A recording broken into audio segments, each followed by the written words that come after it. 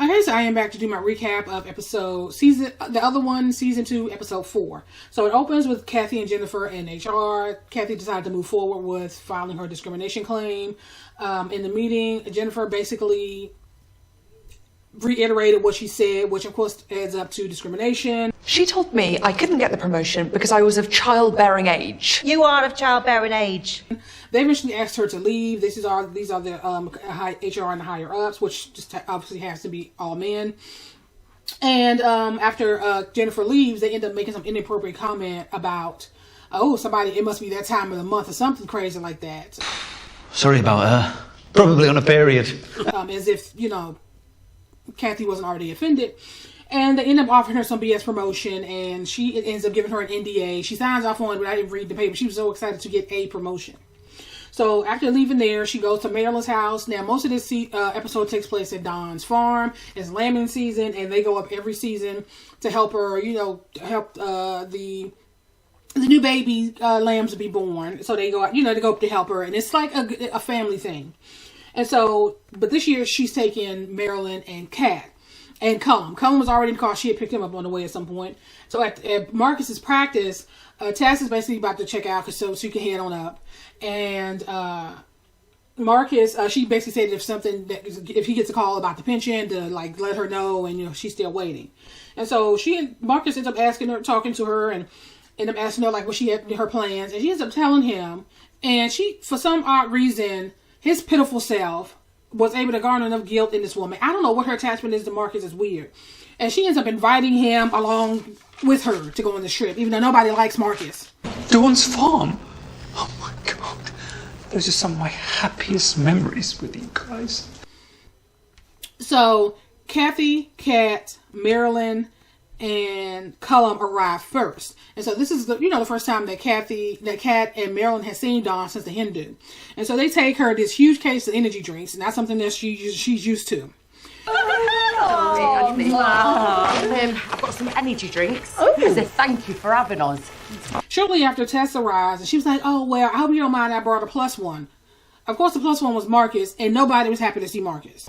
No, what the effing McJeff is Marcus doing here? So now they're organizing. So Cathy is now organizing shifts. She wants to pair people who've been there, who've done it before, with people who haven't. We're working shifts through the night. It's a 2-person job, so let's pair those who haven't done it before with those who have done it. And during this conversation, this interaction, Colin ends up delivering the first lamb. And Marcus is jealous of Colin, and it's this entire trip he was trying to find ways to compete with him. Well, credit to the you for doing the difficult bit rather than the man for the delivering. Am I right, ladies? And so Cathy and Tess, they're finally having this conversation, and she ends up asking her mom, "Why did you bring him?" And so her mom, her rationale was that, you're out, you're living your life, you're dating, and he just is his pitiful self. Just look at him. Like I said, her attachment to this man is odd.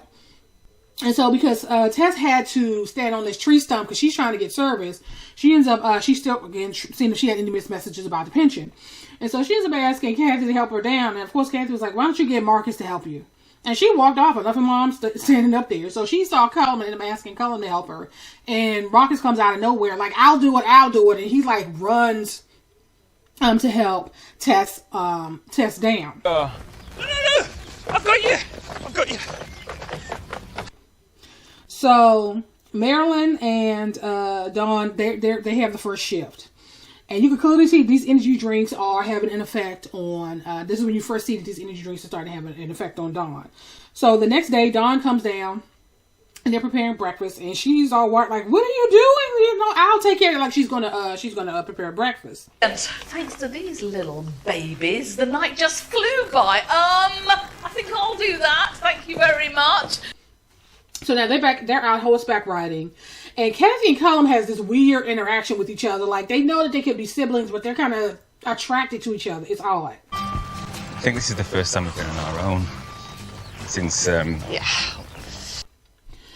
So, Cathy and Cat, they're kind of taking a break.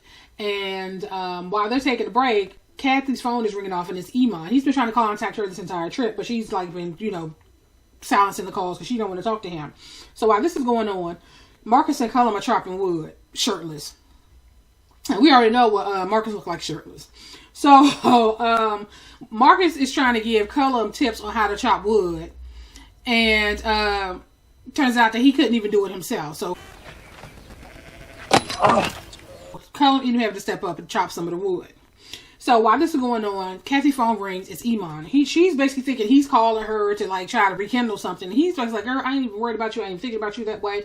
I'm calling because you were supposed to give me my wedding ring back. My wife has been asking about it. And she was like, what are you talking about? I gave that ring to Cat to give to you the next time she was in class. And this is when she finds out that Cat hasn't been in class since the last time she was in class. And basically she dropped out. I gave it to Cat to give to you in class. Your sister hasn't been to class in 3 weeks. I thought she quit with you. It was dinner. They're sitting down to dinner and they had rabbit for dinner. And of course, Dawn, being the gracious soul she was, she started offering people seconds. And they're like, no, we're good. And of course, you see this damn energy drink sitting in front of her. She's wired. And she was like, oh, don't worry about it. You know, it was killed. It's fresh. It was killed this morning if you're worried about food poisoning. I'm all right, thank you. Oh, if it's food poisoning you're worried about, they were shot in the head this morning. And it was like, no, we good. But then she started going around congratulating everybody. She congratulated Cathy on her promotion. She congratulated Cat on, you know, doing well in school. And Cathy ended up saying, yeah, congratulations. Like, she had this whole attitude because, of course, now she knows that Cat has been lying to people. She ain't been to school. Nobody to school. To Cat for nailing her maths revision. Yeah, well done, Cat. And then she says, oh, and I want to thank Colin for being the only man in the village. And, of course, Marcus is sitting there like, what? Wait a minute. And to Callum for being the only guy in the village. Hello? So, Cathy and Cat, it's their shift. And so, eventually, Cathy let her Cat know that she knows she hasn't been to school and she's been lying to everybody. And, of course, Cat is like, you know what? I didn't want to do this anyway. You talked me into doing this and then you ditched me to date this teacher. And, of course, Cat feels some kind of way like she's being blamed for her dropping out or not succeeding, whatever the case may be. And Cat ends up telling her, you know what? I didn't have a family like yours. I didn't even have a dad like yours. Your father was, our dad was so worried about losing your family that he completely mugged mine off. I didn't even have a dad like yours. Because he was so worried about losing your family, they totally mugged mine off.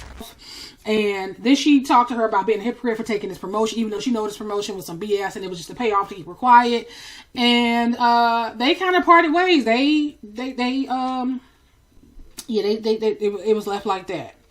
So now Dawn, she's out with this high on these energy drinks with this axe trying to chop this wood. Tess walks up, and the phone she finally gets the message she's been waiting for about this pension, and basically finds out that his pension has already been paid out to somebody, and they're closing the case.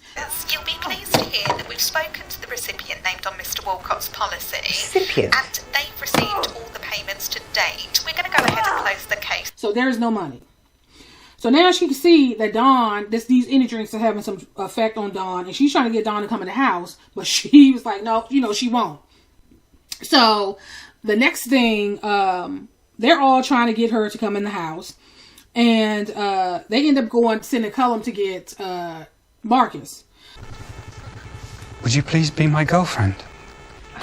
Marcus, Dawn's gone bonkers with the axe.